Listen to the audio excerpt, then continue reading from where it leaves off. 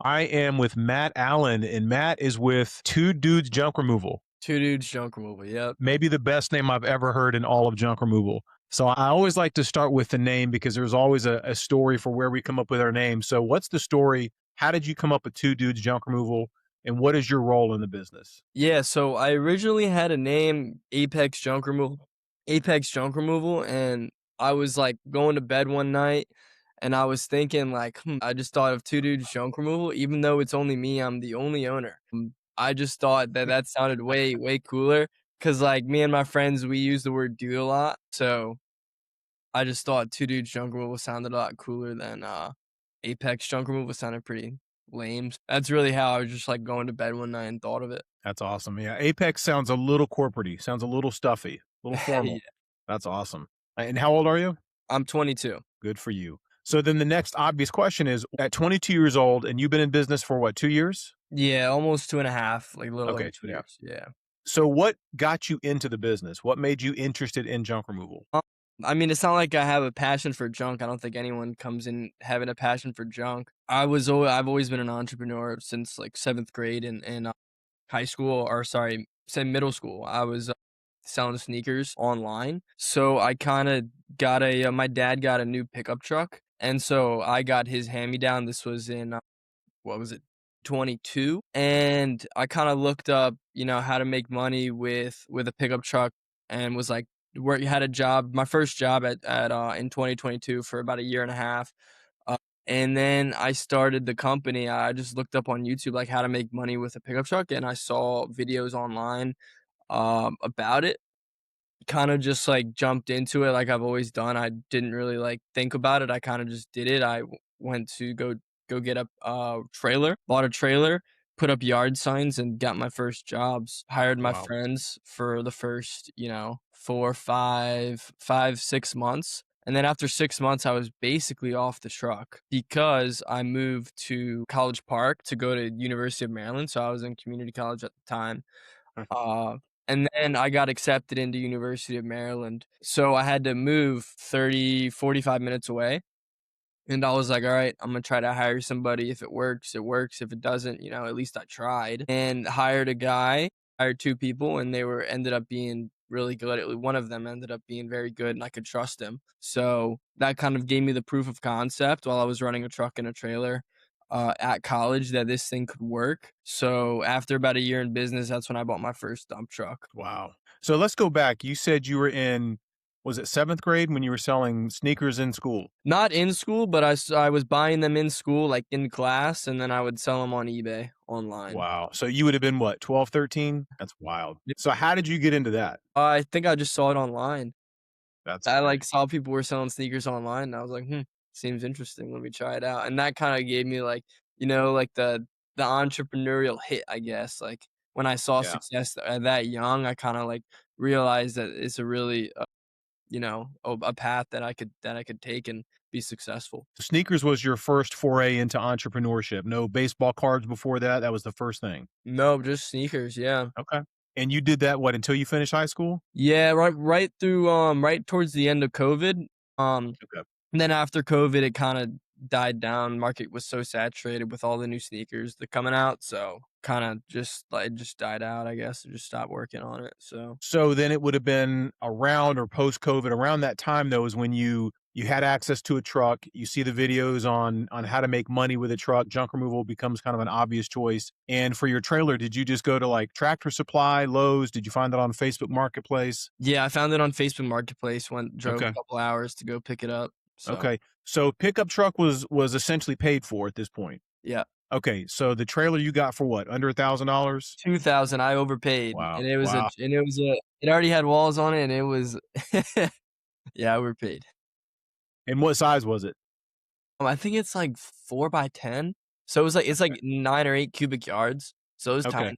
Was it a dump trailer? No, no, just a Okay. utility trailer, yeah. But still, man, I mean, you're talking roughly 2K for the trailer. You already had the truck. That's it is one of the biggest draws I think of the business is that you can get in here with really no experience with very little money. And sometimes it's lucky, sometimes there is some skill involved, meaning if you come from a background with marketing or home services, you can get in and very quickly you can make a lot of money. Yeah. So how did you do your first month? And it was just you, correct? Yeah, it was just me. Like I Okay. said, I would just hire my friends when I needed jobs, or sorry, when I had jobs and needed help. I started in the late February, got like I remember my first call, my first job, one of my friends help out. And then I think after like month 2 is when I did it was either month 2 or month 3, I can't remember, is when I hit 10K a month, K month. And that was strictly from yard signs. Like Wow. yeah, like I literally just would put up yard signs like every few nights, and that's how I hit 10K a month. It was literally just yard signs and Google Business Profile, so it was nothing, like, special. That's impressive though.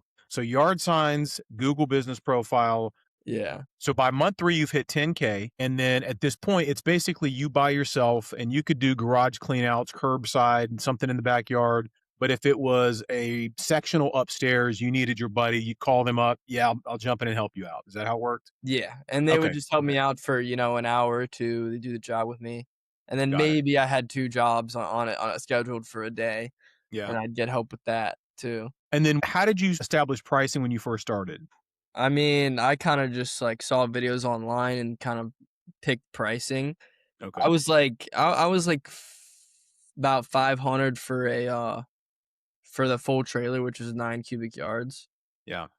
So or maybe, Okay. yeah, about 500. And my first job, I mean, I did, like, 20 cubic yards for, like, $300, you know? Had no We've idea. all got one of those stories. Yeah. No, for sure. Okay, so then and did you call any of your local competitors to see what were they charging for various loads? Okay.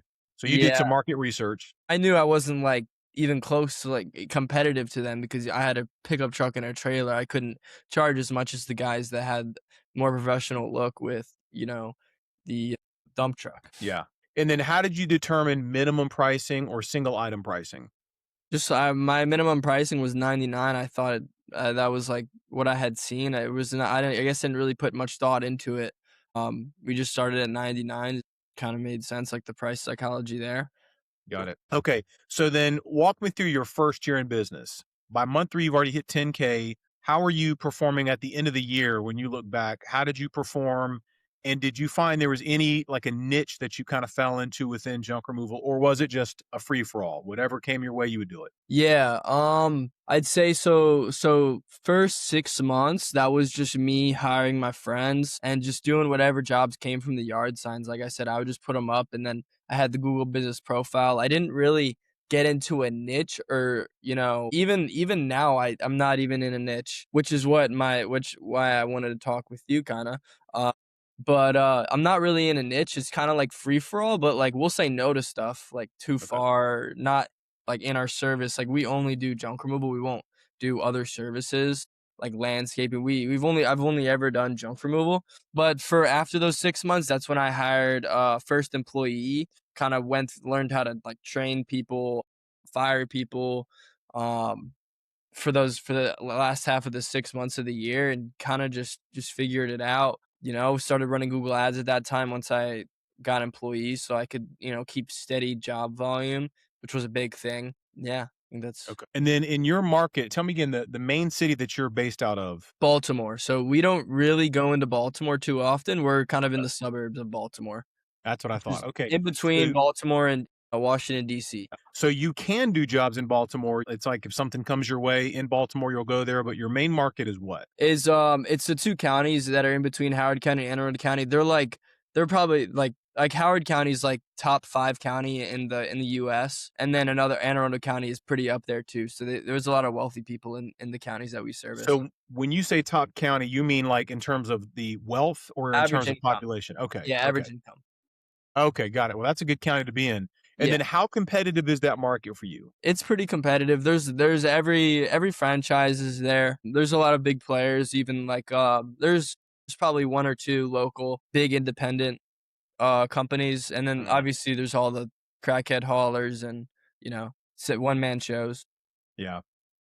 Got it. Okay. All right. And then, so the radius that you serve, you really stay in those 2 counties, kind of in between Baltimore, and then what's the other major city? DC, Washington, DC. DC. Okay. Yeah. Huge. Okay. And then population wise, what are you dealing with? What's the total population that you service? So within the 2 counties, I think we're right around 500,000. Okay. Just those 2 counties, and then we service Baltimore too, which brings us to, like, probably 800,000 with, like, the part of Baltimore that we service. It takes a while to get Yeah. around Baltimore. So, we're Got it. probably within, like, around 800,000, if I can remember correctly. So it's a good market.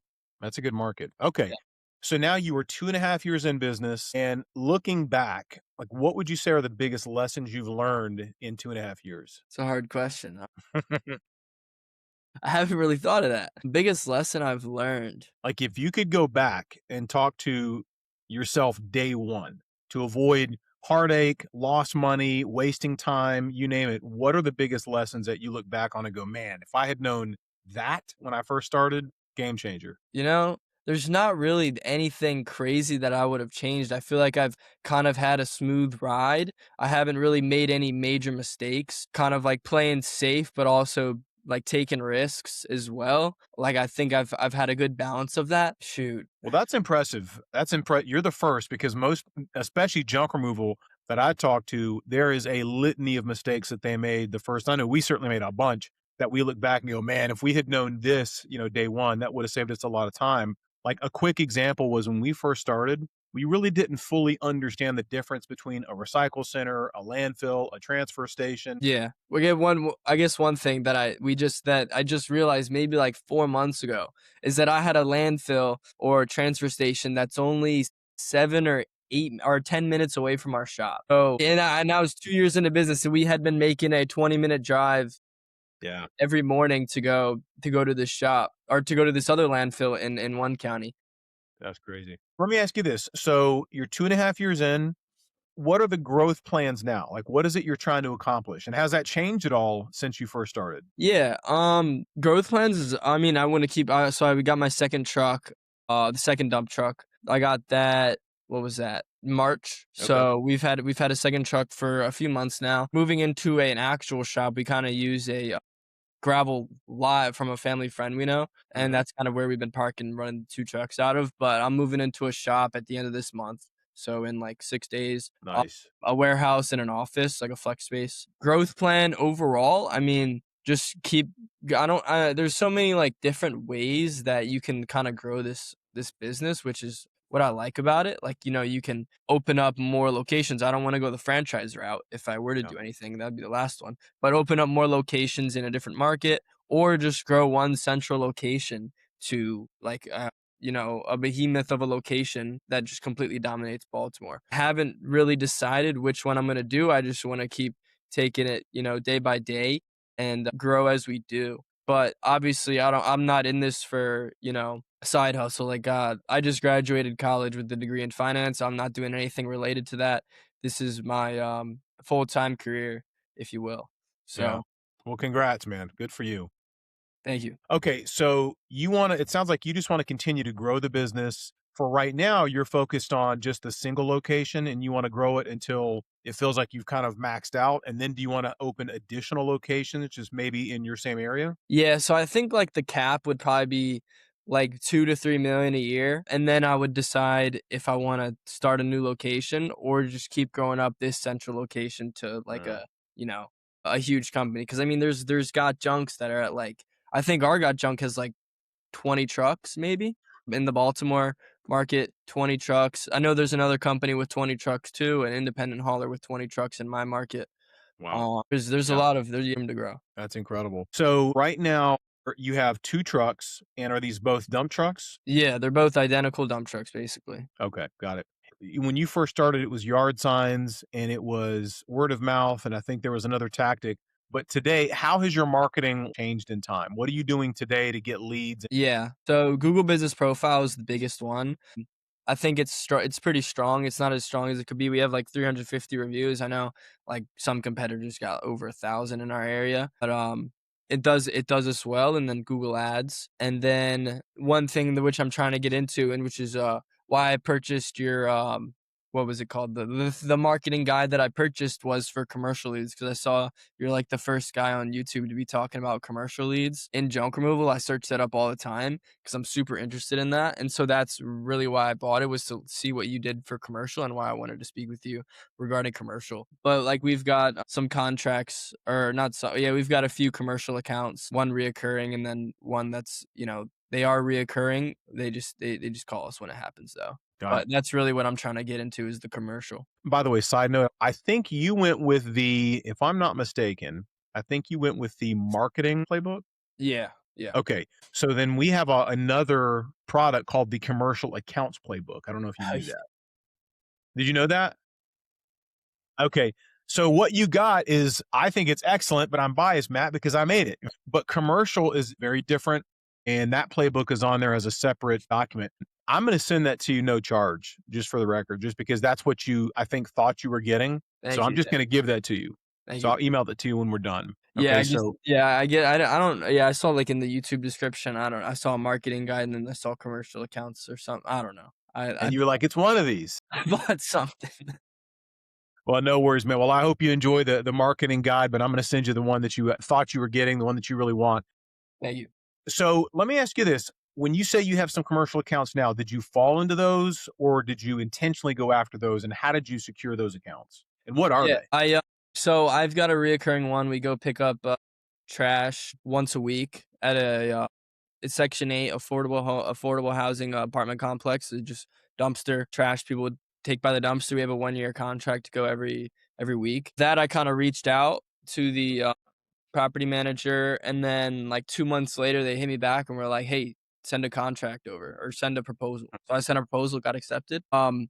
Another one is from like LinkedIn. I secured it from LinkedIn. It's a property manager for a affordable senior housing in Baltimore. Kind of messaged her on LinkedIn, and then after like kept messaging her. I've been trying to get this for so long. We finally did our first work order a couple weeks ago, but quoted her and she was like, "No, I'm gonna stay with my guy." Her guy would like take like 2 weeks to come out, or like 2 weeks to finish the job because he's using a pickup truck. Like we can get it done in 2 hours and we can come next or same day. And so we finally got our first work order for that a couple weeks ago. After trying for probably like 3-4 months, just emailing her.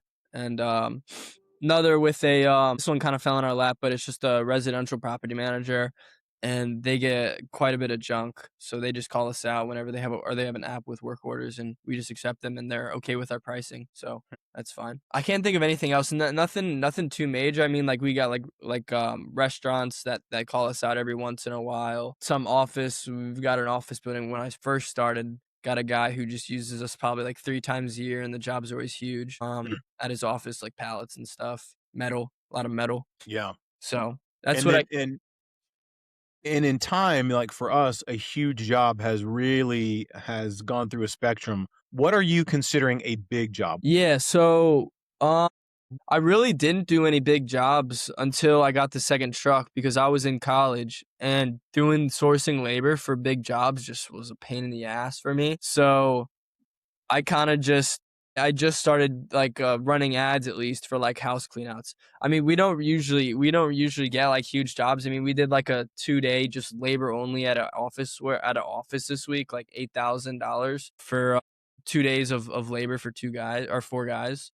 Um, and that was just labor only. We didn't have to dispose of anything. But I guess yeah, like somewhere around there. Like sometimes the bigger jobs also come with like the headache of doing all the logistics and stuff. So, but that's what I'm trying to do now is get those more bigger jobs. But I mean, we have our biggest job I think was like 10K. We haven't had any like crazy like huge jobs. So let's dig into the commercial side of things because it sounds like that's really where your head is. Yeah. Do you want me to just kind of give you my take on how to go and get those Yeah. bigger jobs? Okay. Yeah. Yeah. So from a commercial lead standpoint, commercial jobs, there's really two things. There's paid and there's organic. From a paid standpoint, if you're still running Google Ads, and who's doing your Google Ads, by the way? Who runs your marketing? 505 Junk? I don't. They're a big player, like big player in Vancouver, Canada. Okay. They have like a coaching mentoring program. I'm in that program, and then they also run my ads. Okay, got it. So the ads that you're running with them right now, are you focused on commercial leads through your paid ads as well? Yeah, that's how I got the big office clean out Okay. that we did last week was from that. So we do have some like commercial junk removal Baltimore, like those keywords that we're running for. Okay. And I guess the other thing is, how involved are you or someone? I mean, it seems like, so you're the only owner, no partner, Yeah. right? Is there anyone else internally that understands sales and marketing? Yeah, I have a VA. She answers the phones and kind of does dispatch, that kind of thing. Okay. So, and then it's just the crew. I assume you do. Is it a weekly meeting or biweekly or monthly with your marketing people? We don't really have meetings. We kinda just text, like, I'm there to always be able to text them, and, like, we text, like, every, like, couple days. So the biggest Google Ads is a tricky platform for most people. Even if you get marketing and have a marketing background, Google Ads specifically is, in my opinion, the trickiest platform to really master. You know, LSAs is very easy. Facebook is more medium tier. It can be tricky, but Google Ads for sure is the trickiest to master. However, having said that, I would be doing you a disservice if I didn't push you and say try to learn at least the basics. You know, you're not going to accidentally launch a missile, but get in there and really just click around. Don't go in there and change the settings, but at least start trying to familiarize yourself with that platform in terms of the difference between the campaign versus the ad groups versus the ads and the keywords and negative keywords. Because a lot of I've seen this many times. I used to run an agency. Is people make the mistake of just handing over the reins to someone to do their marketing, and dude, they're never gonna love your business the way you do. Like never. I don't care what they tell you. No one is ever going to care about your business the way you do. So I have lived through this multiple times because I've tried to hand the reins off to other agencies, and every time, Matt, they butcher it. Every time. I'll say, Yeah. hey, don't make wholesale changes to my account, for example, because it's going to obliterate the learnings. It's going to start over, and then I'm not going to get any phone calls from those ads for at least a few days, maybe even a couple weeks, maybe not none, but it's going to slowly ramp back up without fail. Every agency has done that at some point. Or Yeah.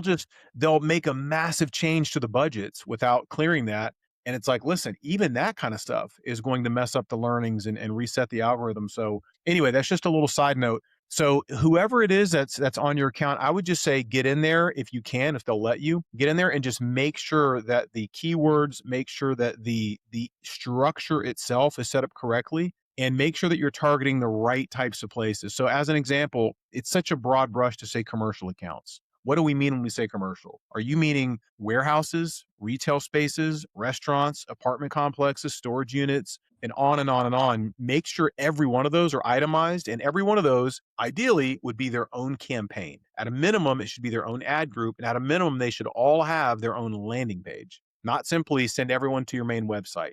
You may already know this stuff, most don't, but these are best practices that a lot of times will just cost you so much money.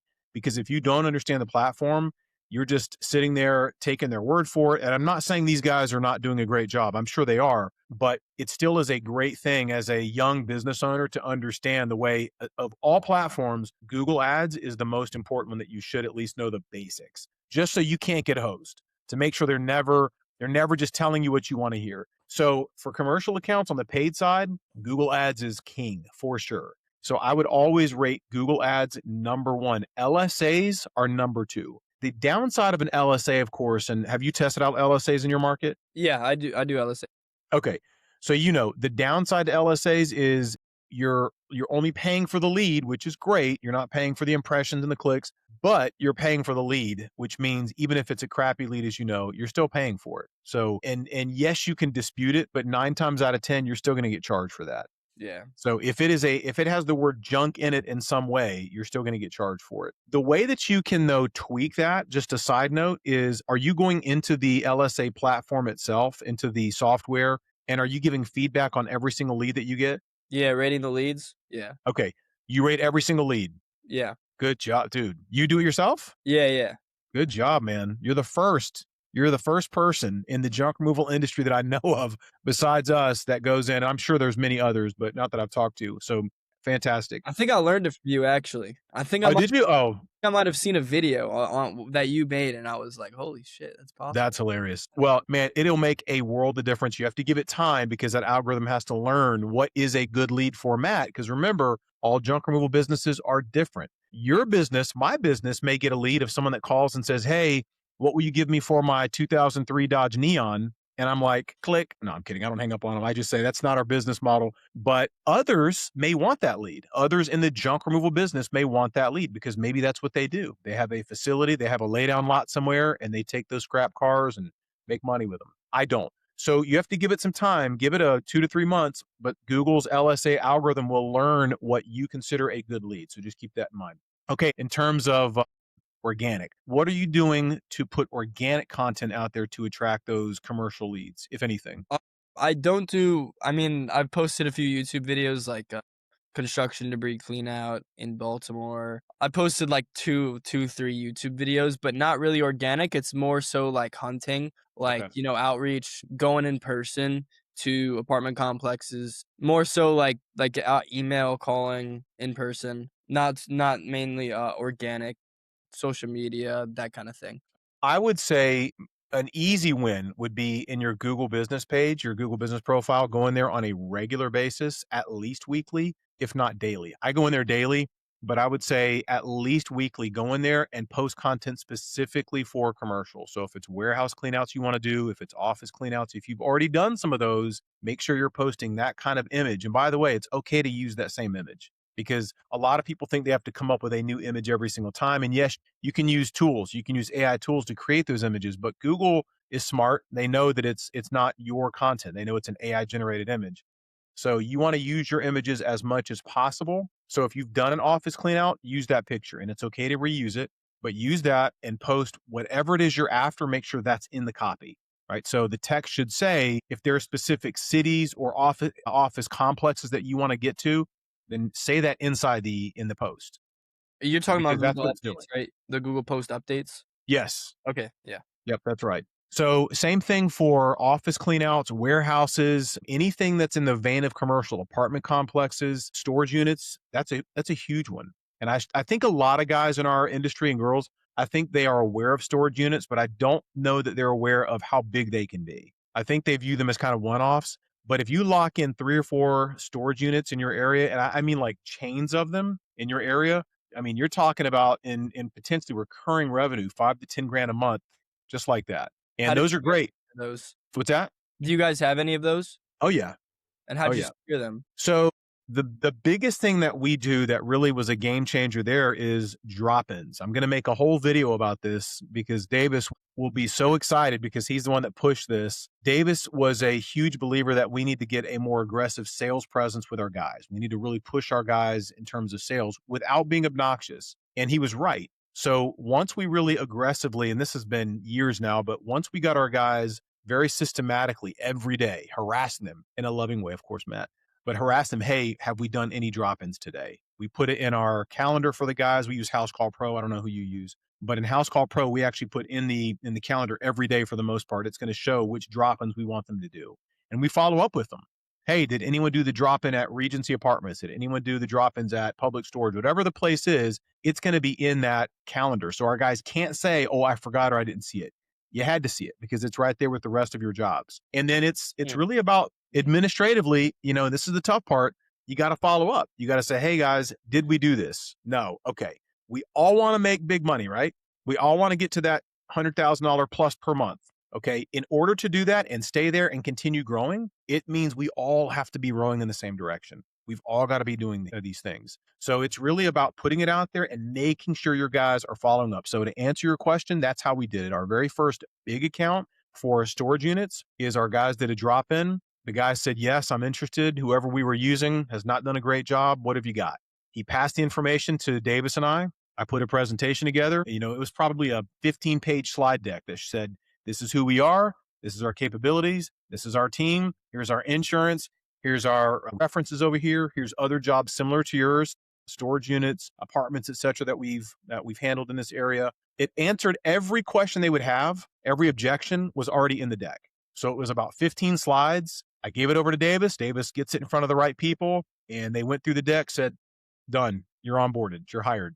And that's been probably 5 years, 4 or 5 years now with just this one account. And I'll tell you this, Matt, that one account can be massive for your business. Like when I say massive, I mean, if you do a great job with these guys, like for us last year, we did such a great job for them that when the end of the year came up, they had a big chunk of money left over that was in the guy's budget that was discretionary. And we had relatively a small job left to do with them. I'm going to say it was probably 20 units to clean out, which may sound like a lot. It's not.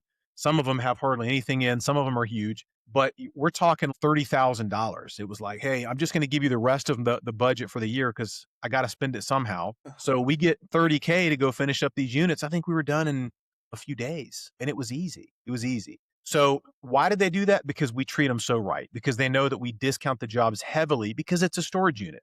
We can back up our box truck, put down the lift gate, essentially put the lip right inside that storage unit, push everything onto the gate, lift it up, slide it in place, rinse, repeat. We're done in no time. So because of that, we discount those heavily. We may do a storage unit cleanout that we would do for a normal customer. It might be $2,000.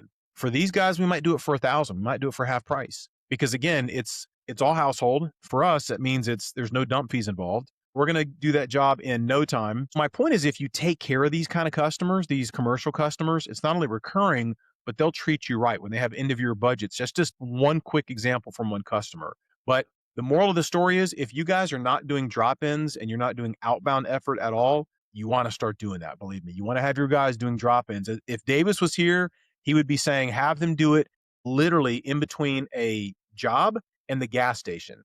When they get to the gas station, have them walk in there and say, who takes care of your pallets? All the excess stuff that you have here, who gets rid of that for you? You'll be shocked how many people would say, maybe not, but a lot of people I think would be surprised that they don't have a vendor doing that. So every single place, for the most part, even if it's fast food, at times they need someone for just overflow, that dumpster pad cleanout. Apartment complexes are getting overwhelmed with dumpster pad cleanouts. So just locking in one Greystar community in your area can lead to a second and a third and then a 10th. And then all of a sudden you've got all these apartment communities saying, hey, you guys have done phenomenal work for my guy over here. Can you take care of ours as well? So I hope that answers your question. Drop-ins have been huge for us, along with all those other tactics I just mentioned. Yeah. So this is your truck team guys, not like biz dev guys. Correct. Okay. And you don't really have like a crazy script for them. They just kind of go in and. No, I mean, we've gone over the script 100 times. And, so at the end of every month, by the way, every month, the first Sunday following the end of the month, we have a team meeting. And that team meeting is at a restaurant. It's Airbnbs. Last month, we did a Top Golf. Everyone came up there, food, and we just hung out and played golf for 2.5 hours. But at the end of every month, we do those kinds of things. We'll run an Airbnb. We'll do tree houses and hobbit houses. We make it fun for the guys because when they're in a fun environment and the food's provided and they're all hanging out, whatever stress they had throughout the week for that really hard shed demo or whatever it was goes away. We have no drama here. That's where we do our training. And it's never formal. It's never stuffy. It's, hey, James, remember that job you guys had last week? Or, hey, TJ, remember how you were kind of struggling with that on-site assessment, or maybe it's a simple sales training tactic. Guys, when you go in there and you talk to that manager, here's the way you want to present that, by the way. And how do we know? Because Davis and I have been doing this a long time, not just here, but our backgrounds in the corporate world. That's what I did is managed sales teams, managed marketing. So that's how we do training. So our guys know what to say because we've gone over it 100+ times. Plus, Davis and I put out videos. We use WhatsApp for our daily communication with the guys. And one of the reasons is because it's so easy to exchange videos. If they're ever on a big on-site assessment, they can call us on video and show us around. Hey, here's the job that we're on. But I send out and Davis sends out videos, if not daily, every other day. And a lot of times I send out what I call my TED Talks. I'll send them a TED Talk and I'll say, here's your TED Talk of the day or for the week. And it'll be something about a sales tip or tactic. Here's what I want you guys trying the next time you go into that business and you face this kind of objection. Here's what I want you to do. So it's definitely something that you want to manage and maintain. Wow. That's great. You guys do weekly, every single month you do you guys go out and do something. Yeah. And part of that, Matt, is because culture means everything to us. We have no turnover, like none. I mean, we have lost a few guys over the years, but these were not guys that came in to be full-time to begin with. These were guys that were in college. Most of our guys have been here from the very beginning, or they've been here, so 8.5 years, 7.5 years. I think the person that's been here the least amount of time is he's been here for a few months. He just joined the team, but for the most part, we don't have that turnover that most home service companies experience, especially junk removal, but it's by design. We pay our guys really well. We treat them really well. We have an unlimited vacation or time off policy. And we do that because, first of all, no one ever abuses it because they understand that if you take excess time off, it affects team performance. And no one wants to do that because they all want to get their bonuses. So the bonus is going to be based on the monthly team performance. And when you create this really strong brotherhood, they don't want to let each other down. Doesn't mean that they can't go on vacation. They do all the time, but they understand what's at stake. And you know as well as I do, this business is very unique, especially compared to most home service companies, because Our guys don't get to do the normal 9 to 5. If you're a plumber, if you're an electrician, if you're a landscaper, you tend to work a pretty set schedule. Even if it's your landscape or pest control, still you're getting up at 6:30, you're hitting the road 7:30, you're home by 5:30. That's not how we do it, right? In the junk removal industry, you have to dig, you've got to grind. And if a big job comes in at 4 o'clock and you guys are thinking you're about done, but you got an empty truck, we all know what happens. Hey guys, Davis and I are not saying you guys better go do this big clean out right now. We're saying we just got a job though that came in. They want us there today. I know it's 4 o'clock. Our guys are like, say no more. We got it. That's just the culture we've established because they want to hit those big numbers. Why? Because they want to go to Dave and Buster's. They want to go to Top Golf. They want to rent a treehouse. They want to go on a fishing trip. It's when you treat your guys like that, the way you want to be treated, there's no turnover. They love being here. There's zero drama. So I would say culture is such a big piece of this equation. And if you can maintain great culture, most of your problems are just not going to be there the way they are for most companies. Is there any other things you think you do that helps you build such a great culture and, like everyone just wants to be a go-getter? I think it's a few things. We incentivize. It's not like we just pay a flat $20 an hour. They also keep all their tips. They also get performance bonuses. And for this area in junk removal, that's a lot of money. So these guys are making very good money. They work, for the most part, they work 7 a.m. until we say 5 p.m. But again, as you know, that sometimes doesn't work. Sometimes they're home at 6 o'clock, 7 o'clock. If we have crazy jobs, some of our guys are absolute maniacs and they'll work till 1 o'clock in the morning, or we'll do a second shift. But I would say the other thing that is going to incentivize your guys to really maintain that great culture that you've established is when you pay them right and you incentivize them. So one of those incentives is if you guys want to do the Hobbit House this month or you want to go to Top Golf, we got to hit our numbers. And so now they know that may mean we have to work some overtime. It may mean we have to do some jobs we don't really want to do, but we're going to do them because we want to hit those numbers. So we have a tiered system. If the company does at least 100,000, you're going to get this much. From 100 to 109.99, you get this much. From 120 to 150, you get this much. Yeah. But the other thing, Matt, is just it's this right here. I care about our guys. We talk to them on a regular basis, not simply as a boss, but as a friend. We have relationships with our guys. Even the guys that aren't here any longer, that were here a few years ago, they were just at our golfing event. They still hang out with us. We still love our guys. I still call and check on them. I heard you got married. Tell me about that. It's having this communication where your people know you care about them. It means way more than simply how much money am I making? Because let's be honest, they can probably go make the same or better money elsewhere. So why are they going to stay with you? It's really how much do you invest in them as a human being? Are you making them a better human? Do they feel like Matt cares about me beyond just the revenue I can produce for him?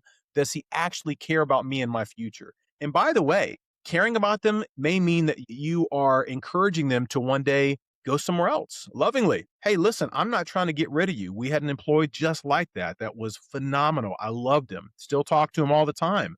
But I was like, buddy, listen, you've got big ambitions and we can't pay you what you are worth. What you think you're worth, we can't pay you that. You think you're worth double what we're paying. And you might be, but we can't justify that. But I would encourage you to go out there and see what the market value is for someone like yourself with your talents and your aspirations. And that's what he did.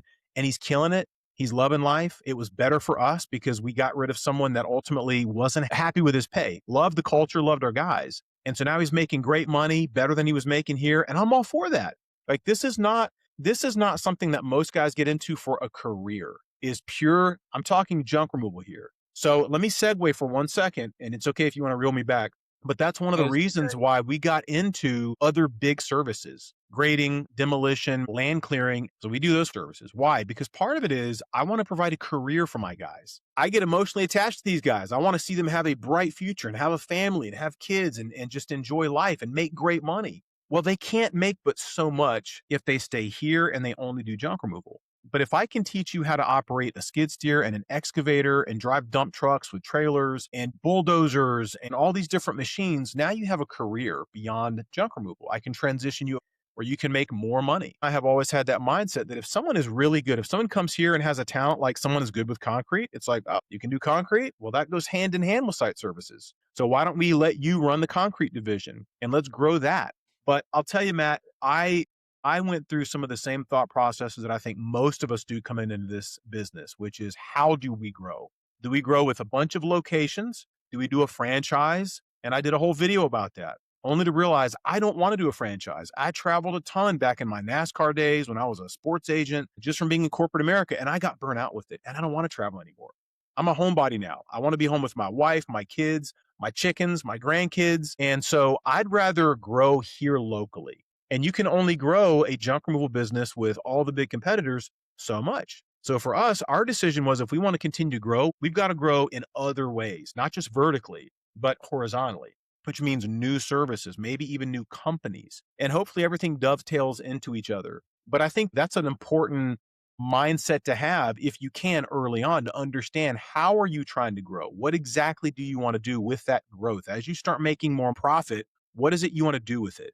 Do you want to just have 20 trucks? And if you do, and you're doing 8 million a year with your local junk removal business, dude, you're killing it. That's phenomenal. When you were going over doing the site clearing to kind of create a career for your guys, I completely agree. Like junk removal, I don't want any of my guys doing junk removal for a whole entire like for a career. Yeah. It doesn't sound enjoyable. But so you went into site services. I mean, what are your thoughts on what are your thoughts on growing them within the company, like to getting to a manager role, maybe a director role, biz dev, like growing within your junk removal company rather than going into new services. What are your thoughts on that? I Because think that's it's the way how I you should. see. Yeah, sorry, go ahead. No. You're exactly right, Matt. You should do that. Our market is different than your market. We've looked at a lot of other markets extensively because we started a franchise. We actually Junk Raider technically is a franchise today. We could sell franchise units to others right now. We decided just not to do that, but we could. And I say that because we had an attorney that looked at all these different markets and came back and said, "Here are your top markets. Here's what your top guys are doing in those markets." And it really blew our minds what some of these other guys were doing in markets like Atlanta and in Miami and in New York. And I'm sure actually where you are is one of the major markets, Las Vegas. Some of the numbers that they came back with were just mind boggling. We were like, wow, one guy, one franchise is doing that kind of number in this one city. You're not saying he's doing this, with 10 locations. Like, no, no, no. So we don't have the confidence that we can scale our business here in Charlotte to $10 million in revenue. So have we plateaued? No, we're still growing. Our junk removal side of things is still growing. But we also had guys here that were phenomenal employees that we don't want them to go anywhere. And yet they wanted to do more than just throw stuff in the truck. And they had a background in operating heavy machinery. They had done grading, they had done demolition, they had done these different things. So it was like, you know what? We're already doing that stuff with Junk Raider. We do a lot of that stuff. But if we have a separate company that really specializes in this, now it's really feeding each other. This stuff was kind of falling in our laps. Like we had great relationships with counties that loved us so much. They were like, "Hey, we know you're not really a demolition company, but you guys did such a great job with this one property cleanup. Would you consider doing more of that for us?" And it was like, well, yeah. So we just got into that more and more and more kind of organically. But every business is different. That's why I want to be clear. I'm not in any way trying to impose or say our method or our model is the model. I'm saying for what we want and for our guys and their talents, their backgrounds, this is what made the most sense for us. But I think what you're saying is exactly right. If you're in a big enough market that can sustain an individual operator, not a franchise, coming in there and doing 5 million a year or more, absolutely. You want to continue to grow your business and you want to hire those different roles. You want to hire, and I would be hiring someone that does nothing but outside sales, by the way. And you can pay them mostly commission based, but I would hire someone that does outside sales. I would hire a really strong administrator to take all the minutia off your plate so that you can focus on what? Vision casting and growing. That becomes then your main function is, how do I grow the business? And that's really what you become, is the engine for growth. Everything else, you've got layers to control. You've got marketing, sales, finance, technology, and operations. Those are your 5 pillars. So if you've got those covered, Matt, you are a free man. And now you can focus on one thing and one thing only: growth. How do we Yeah. scale the growth? Are you more visionary and your partner's more the integrator? Oh, yeah. Yeah. I'm the guy that says, we're going to go climb that mountain. And Davis is the guy that goes, okay, well, here's how we're going to climb the mountain. Yeah, I'm ADD to the max. I'm wide open, but yeah, and it's important to know that. It's important to know your strengths and your weaknesses. It doesn't mean that you're that guy that goes, well, I'm not good at that, so I'm not going to worry about it.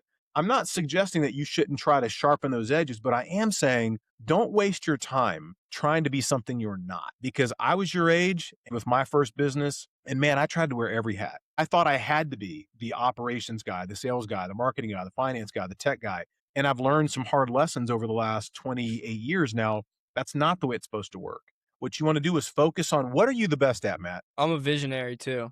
I Okay. think of a million different things, and then it's hard for me to kinda stay on track for one thing, you So know? out of those 5 pillars, I know what your degree is in, but Yeah. out of those 5 pillars, is that what you're the best at? Are you the finance guy? No, I wouldn't say so. Okay. No. It was marketing, operations, finance, what were the other Sales and tech. sales and tech. It's not sales. That's a hard one. It Yeah. might be operations. Okay.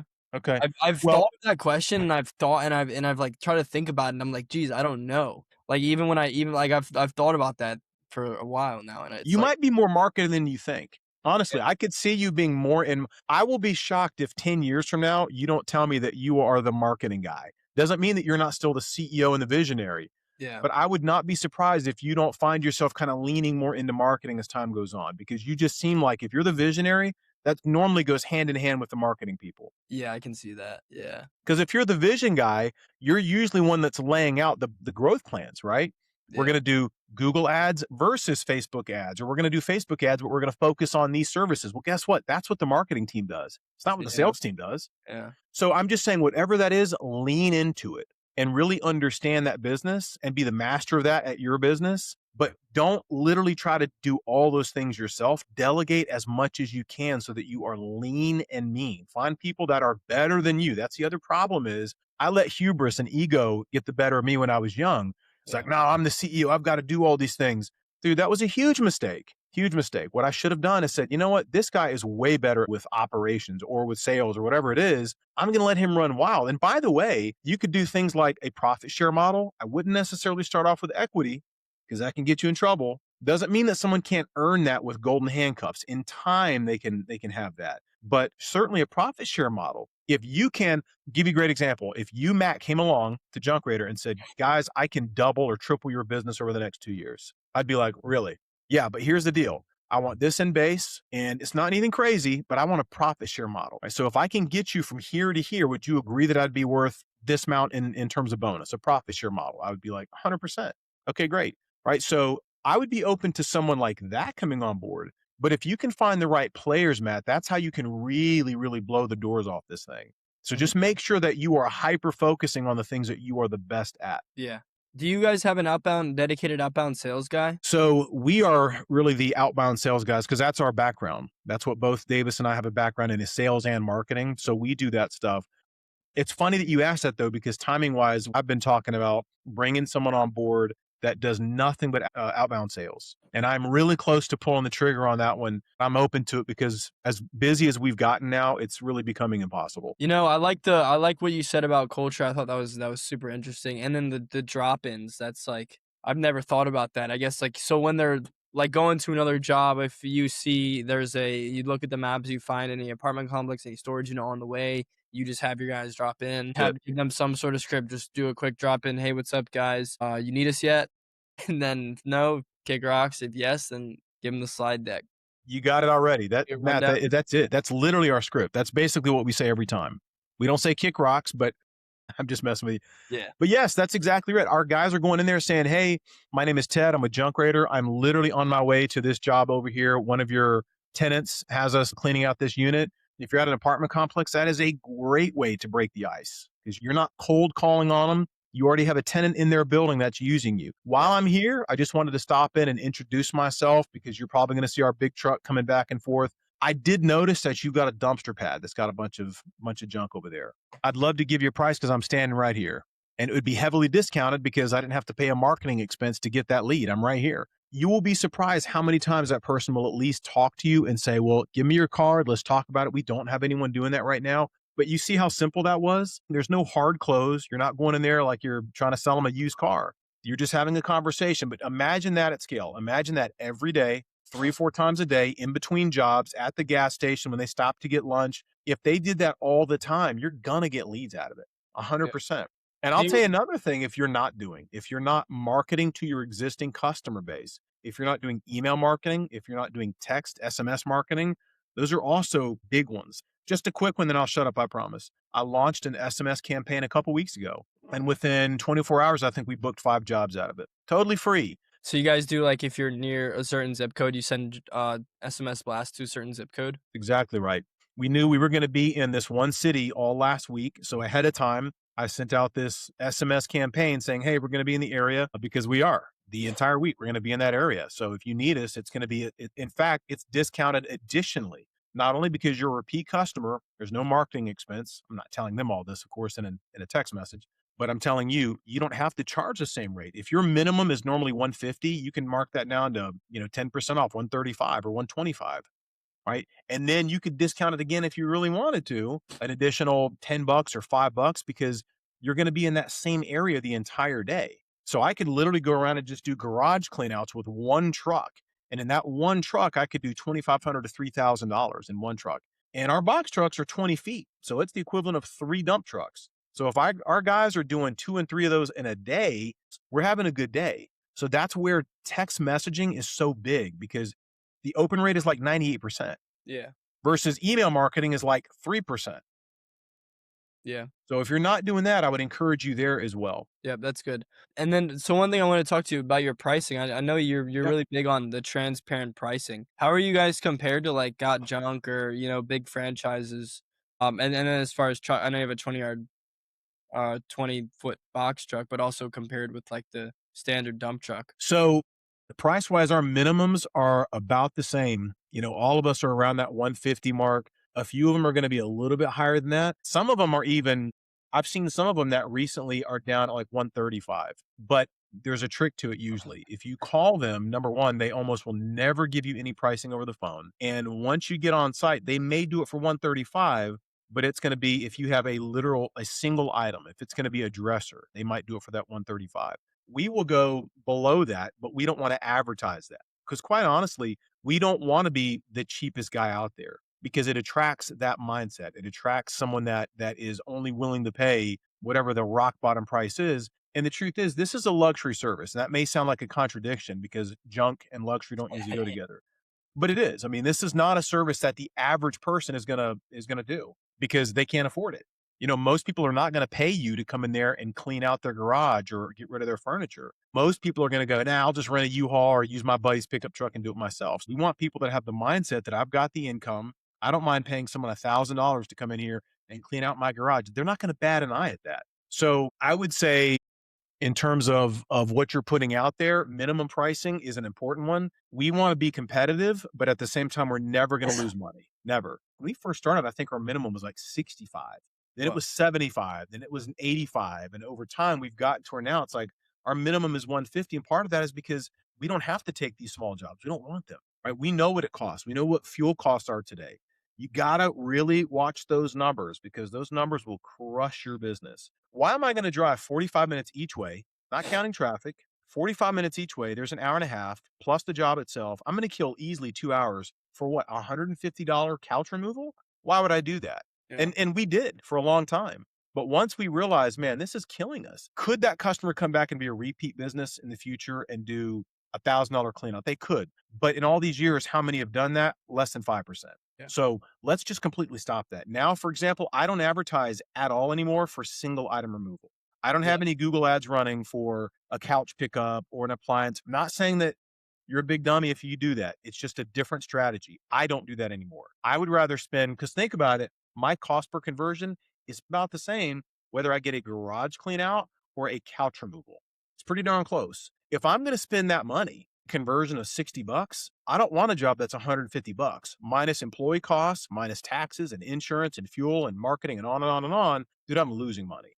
I'm losing money. I'd rather spend that same $60 conversion. I'd rather spend it on a $800 garage clean out that my guys are done in 20 minutes. Those are the best. Those are the best, right? So I spend a disproportionate amount of my budget focusing on those big ticket jobs. I don't want the little tiny jobs. And how do you Now, full truckload pricing, I think you asked me. Yeah, Full truckload pricing, we're going to be usually 20 to 30% lower than those guys, than our big franchise guys. are you guys on average. 20% bigger? Is that why the truck's 20% bigger? Our truck is 3 times the size. Did you ever start it out as you would do the on-site estimate like how most of the companies do? Oh, yeah. And When how we how have you seen your close rate kind of Yeah, maybe when it hasn't gone down, but I know, like, for mostly all companies, they have gone down once you start giving that price over the phone. How have you seen that? We have not seen that. We Really? have not seen that. Nope. I put out a video recently where I go through the exact script that we use, or not. I hate calling it a script, but what we say. If someone calls right now and says, "Yeah, hey, I was calling just to get a price," I'm going to say, "Okay, great. Did you want to describe it over the phone? Did you want to send me some pictures, or have us stop by and do a free assessment?" And you go, "You know what? Yeah, I can describe it over the phone." Okay, great. What have you got? I've got a couch, I've got a love seat, I've got two side tables, and I've got a mattress and a box spring. Okay, great. Where's everything located? Is it in the garage, first floor? Yeah, it's in the garage. Okay, awesome. So let me just recap. You said you've got a couch, a love seat, two side tables, a mattress, and a box spring. Is that right? Yes. Okay. I know the dimensions. And if I don't, I'm going to ask them. When you say side tables, just to clarify, what dimensions roughly are we talking about? Are we saying this is it 2 feet wide by 3 feet tall? Yeah, roughly that. Okay. Would you say it's 25 pounds each one of those, 50 pounds, 100 pounds? Oh, they're probably 50 pounds. Okay, great. All right, and then the mattress and box spring. Is it a full size king, queen? Yeah, it's a queen. Okay, great. Well, now I know what I'm dealing with. Why do I need to do an on-site for that? I know exactly what the price is going to be when my guys get on site. So I'm going to tell you right now.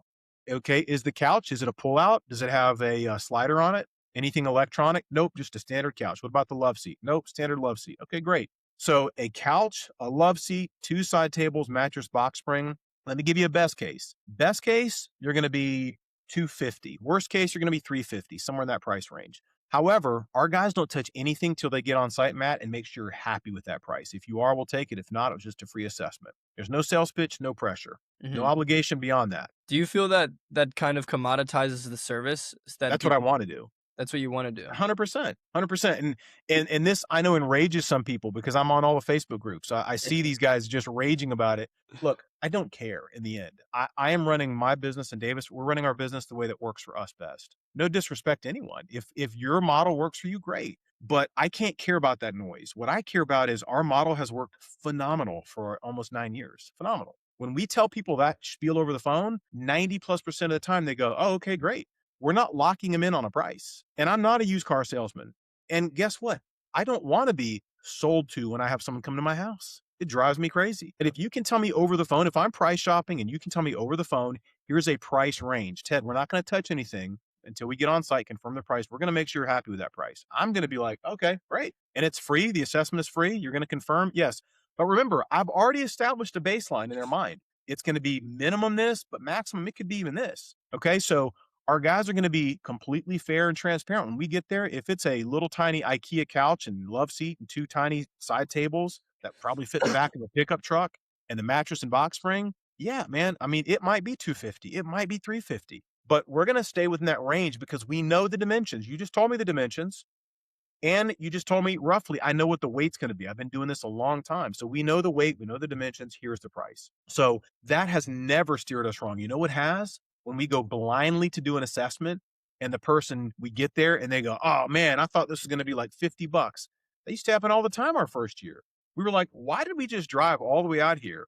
And they're thinking it's going to be $50. Are they out of their mind? Well, they're not out of their mind. They don't know the business. They're not thinking about it the way you and I are. They're just thinking this little bit of stuff. Man, if I had a pickup truck, well, but you don't, right? If I had a U-Haul, but you don't. And if you had one, you'd have to pay for the U-Haul, the mileage, all the additional fees, your time. What is that worth? You might have dump fees, but you can't be that brutally honest and sarcastic with a customer. You want to, but you can't. But we did waste our time that first year, a lot of it. And that's when we were like, this is crazy. Like, what are we doing? What are we doing? 90+% of customers, when they call, they just want a price or a price range. Why aren't we giving it to them? And I was like, man, before we even started, we always knew this was the model we wanted to do. We did not want to get in here and have our guys show up and do this hard close. Well, now that I'm here, I don't want to do all that. I'd rather give you a safe range. And then once we get on site, we'll confirm it. And then you take it from there. But dude, we don't waste our time. We almost never get to a job site and have the customer go, "Oh no, I thought it was going to be much less than that." Yeah. Why? If you're going to say no, I'd rather you say no quickly and don't waste my time respectfully or yours. Yeah. Say no quickly. I don't want every job. I don't want every customer because a lot of them are going to waste your time. And and let's be honest, a lot of them are rude. I don't want them. Oh, Like yeah. we treat everyone like family, dude. We love our customers. It's why we have 1,700 plus 5-star, 100% 5-star rating. You know why I'm so proud of that, Matt? because I agonize if we get anything less than a 5-star review. Truly, it bothers me. I drop everything and I call that customer back and say, "Hey, this is Ted. I'm one of the owners here at Junk Raider, and I just saw that you gave us a 4-star review. What can we do to make sure that you had a 5-star experience?" 9 times out of 10, what's the answer going to be? Even if they don't say it up front, what's it about? Price. It's price. So even if they don't want to say it, I know what it's about. So I'm going to say, well, listen, I want to make sure that you had a 5-star experience. So what I'd like to do, and you tell me if this gets us to a 5-star experience, what I'd like to do is I'd like to go ahead and comp you. I'd like to discount that job by 50%. If I knock off 50% of that job, would you say that warrants a 5-star experience? Yeah. Most of the time they go, dude, you don't have to do that. Now I want to. I want to because we always want to exceed your expectations, Matt. We don't want to just, you know what you can get with everyone else. We pride ourselves in going above and beyond. It can't be just words on our website. So I'm going to take off 50% and I would love it. I'd appreciate if you would adjust that review from 4 to 5 stars. I'm not going to make you, but I would appreciate it. And every time, for the most part, they're going to say, no problem, done, done. We've had a handful of people that kept a 1-star because we could not reach them, but we try every time we try. So I guess all I'm saying is when you go out of your way to really truly make that person feel like you care about their business, not just their money, but them as a person and their business, they want to give you a 5-star review, but we agonize over that stuff. That's good. That's great information. I hope so. I hope that helps. Yeah, I'm considering putting pricing on our website now. Well, listen, I would say it wouldn't hurt you to A/B test it. You already know what it's like when you don't have pricing on there. Yeah. So why not try it, even if it's for a month? Try it, see what kind of feedback you get. Do your conversions go up or down? That'll tell you. So you could always A/B test it for a month. You could even build a landing page, one that has pricing and one that does not. Have your marketing team do that. True. I'm going to run a duplicate website. Essentially, it's just a one pager, just a landing page. One has pricing, one doesn't. I've done that, and the pricing wins. People want to see pricing, and if you say to me, "Yeah, but the pricing might scare them away," then it was going to anyways, right? Yeah. We're not marketing to them. I'm marketing to the person that looks at that 150 and goes, "Oh yeah, that's reasonable," because that's most of our callers, most of our people. And by the way, those reviews will do the selling for you. The amount of customers that call us and go, "We had one this morning." The lady called. I went and listened to the call because Davis was telling me how the lady was like, "Man, your reviews just sold me." We hear it all the time. They see the reviews, they see how we treat people, and they go, "That's it. You got my business." Yeah. Yeah. So I'm Yeah. just telling you, I think pricing wins because people appreciate and respect transparency. They don't want to feel like they're buying a used car. Now, can you upsell? Can your guys be better salespeople? Always. Of course. I don't want to leave money on the table, but I don't want to make someone feel like they've got to mortgage their house in order to justify cleaning out their garage. Yeah. Right. So I've already given you a price range. We're not wasting each other's time.